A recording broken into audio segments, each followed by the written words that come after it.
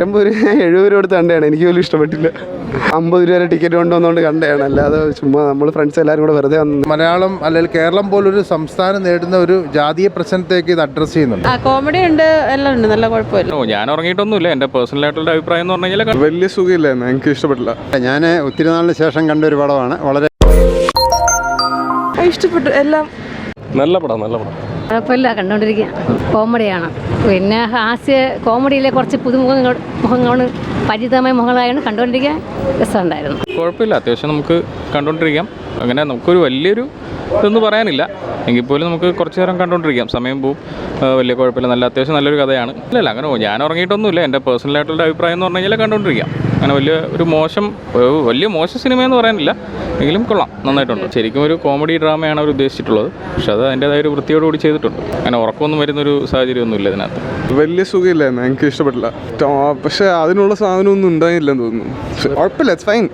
നല്ല പടമായിരുന്നു, കുഴപ്പമില്ല. കോമഡി ഉണ്ട്, എല്ലാം ഉണ്ട്, നല്ല കുഴപ്പമില്ല. പടം കുഴപ്പമില്ല, നല്ല പടമാണ്.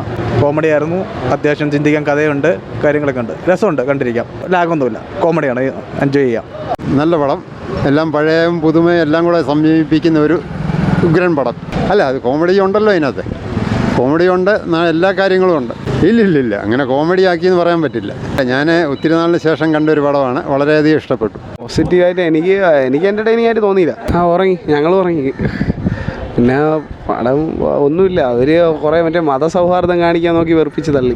പടം ഭയങ്കര ബോറാണ്. നിങ്ങൾ പ്രത്യേകിച്ച് അവന്തോ ഈ 50 രൂപ ടിക്കറ്റ് കൊണ്ടുവന്നുകൊണ്ട് കണ്ടതാണ്. അല്ലാതെ ചുമ്മാ നമ്മൾ ഫ്രണ്ട്സ് എല്ലാവരും കൂടെ വെറുതെ വന്നേ ഉള്ളൂ. അത് പടം കാണാനായിട്ട് ഇറങ്ങിയല്ല. 70 രൂപ കൊടുത്ത് കണ്ടതാണ്. എനിക്ക് പോലും ഇഷ്ടപ്പെട്ടില്ല. മൊത്തത്തിൽ കുഴപ്പമില്ല. ഒരു നല്ലൊരു കൺസെപ്റ്റാണ്.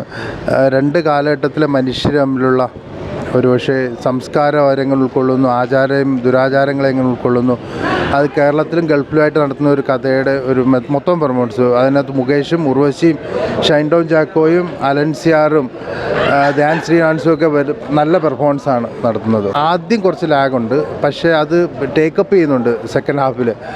കാരണം ഒരു കാലഘട്ടം നേരിടുന്ന ഒരു പ്രശ്നം, ജാതീയതയുടെയും മുസ്ലിമും ഹിന്ദുവും ഒക്കെ, അല്ലെങ്കിൽ പൂണൂല് ധരിക്കുന്നവർ എങ്ങനെയാണ് ഒരു മുസ്ലിം സ്ത്രീയെ പ്രേമിക്കുന്നത് അല്ലെങ്കിൽ കല്യാണം കഴിക്കുന്നതൊക്കെ ഉള്ളൊരു പ്രശ്നങ്ങൾ കുറച്ച് ഇങ്ങനെ മുമ്പിലേക്ക് ഇടുന്നുണ്ട്. പുതിയ കാലത്തിലാണ് കണക്റ്റ് ആവുന്നുണ്ട്.